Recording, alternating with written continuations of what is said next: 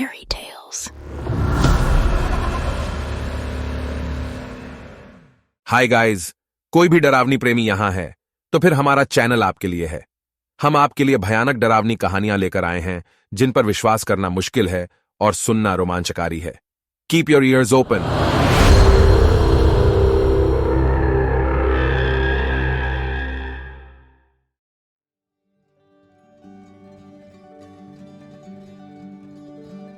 एक रात 5 मित्र रोहित, मेघा, आदित्य, सुषमा और वरुण एक बंद हवेली में आए जो अपने साये में बिखरी रही थी। गहरी रात के अंधेरे में वे अपने डर को छोड़कर खुशी के पलों का आनंद लेने का प्रयास कर रहे थे। चिड़ियां खेल, अंधेरा और बाहरी आवाजों से बाज नहीं आते थे, लेकिन उन्होंने अपनी साहसिकता को मजबूती से बनाए रखने का फैसला किया। उन्होंने एक पुराने पंखे को घुमाकर जोकर भावना से कहा, अच्छा है कि यह सब सिर्फ कहानियों में ही होता है। पहले दिन सभी लकड़ी की आग के पास बैठे थे और मौज मस्ती कर रहे थे। मेघा के मन में इस रात को और अधिक रोमांचकारी बनाने का विचार आया। वह हर किसी से अजीब रहस्यमय कहानियां सुनाने के लिए कहती है। रोहित ने शुरुआत की। एक पुरानी गाड़ी के पीछे छुपी छाया के पीछे चले जाने की कहानी सुनाई। सुषमा ने हंसते हुए कहा, रोहित, तुम भी ना, कहानियों में ही ये सब होता है। बिना यह जाने कि उनके लिए कितनी घातक चीजें घटित होने वाली हैं, वे हंस रहे थे, लेकिन बुरी नजरें उन्हें देख रही थीं। सुषमा को कुछ आभास हुआ और वह बहुत परेशान हो गई। वह बिना कुछ कहे कमरों में लौट जाती है।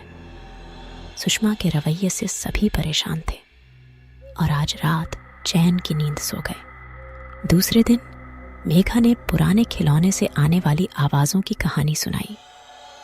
वरुण ने में ब्रेक पर रखी उनकी शोपी को ढककर हंसते हुए कहा, तुम लोग भी ना, यहां तक कि आवाजें भी खेल रही हैं। मेघा कहानी सुनाना शुरू करती है। एक छोटे से गांव में एक पुराने और भूतिया हाउस में एक पुराना खिलौना रखा था। वो खिलौना एक पुरानी खिलौने की तरह नहीं था, बल्कि एक सुंदर और रंगीन गुब्बारा था जिसमें छोटे छोटे तारों के बीच में चमकते हुए बुद्धिमान संवादी थे। गांव के बच्चे उस खिलौने के पास आकर हर बार खेलने के लिए बेताब रहते थे। पर एक रात जब बच्चे खेलने के लिए वहां पहुंचे, वे एक अजीब सी आवाज सुनने लगे। वह आवाज अस्थायी थी, लेकिन डरावनी भी। आवाज का अर्थ तो समझ में नहीं आया, लेकिन बच्चों की नींद तो खुद ही भगा दी जा रही थी। रोज रात को वही आवाज सुनाई देती थी और छोटे बच्चे डर के मारे उस खिलौने से दूर रहने लगे। कुछ दिन बाद गांव की जरा बड़ी बच्ची नीला खिलौने के पास जाकर उसे देखने लगी। नीला ने धीरे से खिलौने को छूकर देखा और वहां से एक अद्भुत आवाज आने लगी। हेलो, क्या आप मुझसे बात कर सकते हैं? आवाज कह रही थी। नीला थम गई। वह देख रही थी कि खिलौने से आवाज आ रही है, पर वो तो सिर्फ एक गुब्बारा था। क्या आप सचमुच मुझसे बात कर रहे हैं? नीला ने संवाद किया।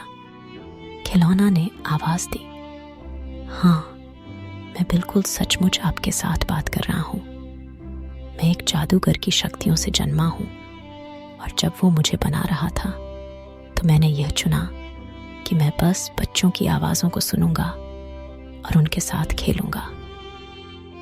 नीला चौंक गई, पर उसने उस खिलौने के साथ बात करना जारी रखा। वे खिलौने से बात करते बस रहे और खुद ने उसे अपने दिल में सही मान लिया। दिन रात खेलने का समय आ गया और खिलौना ने नीला के साथ खुद को खुश महसूस करने लगा। इस तरह खिलौना ने गांव में मित्रता और प्यार बिखेरने में मदद की। वह आवाजों को सुनता और बच्चों के साथ खेलता रहा और सभी को एक साथ लाने का काम किया।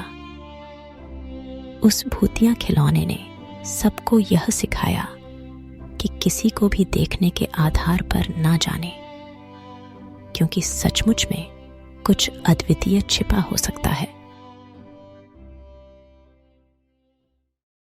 दोस्ताना भूत की कहानी सुनकर हर कोई मेघा पर हंसने लगता है। हालांकि दिन सबके चेहरे पर हंसी और मुस्कान के साथ बीता, लेकिन सुषमा को कुछ परेशानी महसूस हुई।